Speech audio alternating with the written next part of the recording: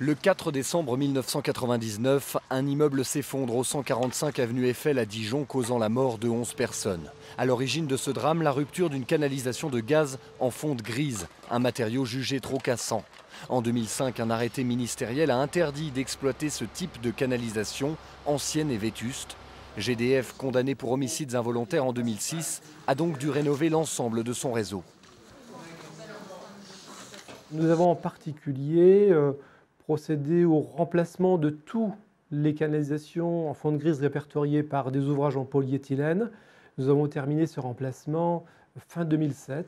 Lorsque, à l'occasion de travaux de voirie, on trouve un résidu de fonte grise, on s'interroge en se disant mais pour quelle raison nous n'avons pas trouvé, même si c'est tout petit, ce tronçon, puisque notre objectif, bien sûr, c'est qu'il n'y en ait absolument plus aucun.